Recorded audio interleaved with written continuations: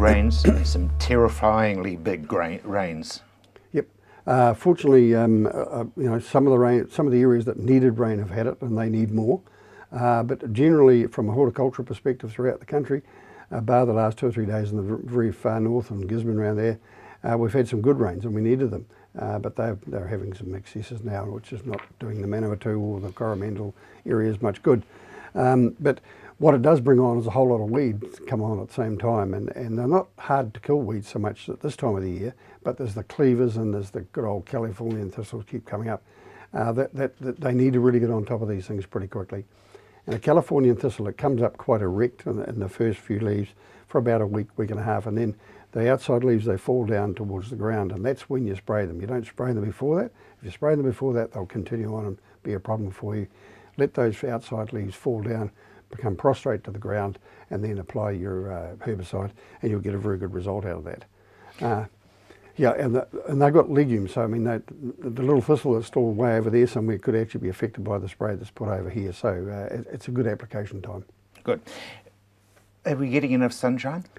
No, not really. I don't think we are. We're not getting enough heat and sunshine. We need a little more of that. You'll find a lot of the growth that's happening this year so far, especially the last 10 days, has got that anemic look about it. So it needs some sunshine. It doesn't need nitrogen. That's the last thing you want to put on because it's being used and it is there. But it needs the chlorophyll.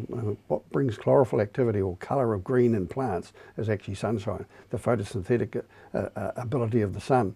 The sun enhances the photosynthetic ability of the plant, which creates chlorophyll, which creates green, which creates a nice growing healthy leaf. At the moment, we've got one element missing.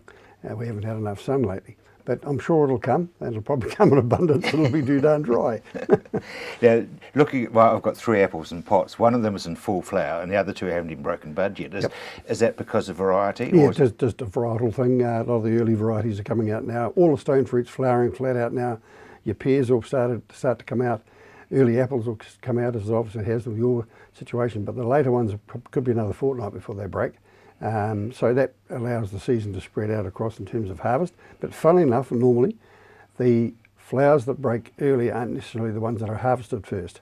It's just a phenomenon of the days that are required to go from full bloom to beginning of harvest.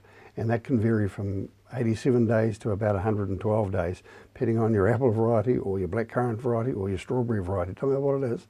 It's the same with potatoes. Put potatoes in the ground. Some varieties take 120 days to get to a certain size. Some take 90 days, depending on what they are and how the growing conditions are through the growing season. So you'll see these variables now, and there'll be variables at the other end. And normally, those that bloom first, harvest last. Just to confirm. Don't ask me why. No, I won't, seriously. So are we sort of basically tracking along at about the right time across the season? Yeah, we are. I mean, you talk to growers and they'll say, we're probably a week behind. Well, what's a week behind? We're this time last year or a fortnight ahead. I mean, so it varies. I think we're pretty much where we should be, as long as we don't have any strange event. A big blasting storm come through or something like that, that would upset the apple carder. But I think we've had a gradual entry into spring, and I think that's a healthy sign.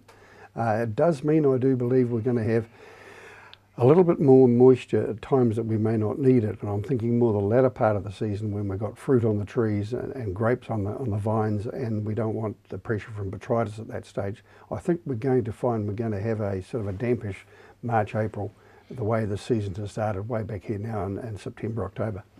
Thanks very much indeed.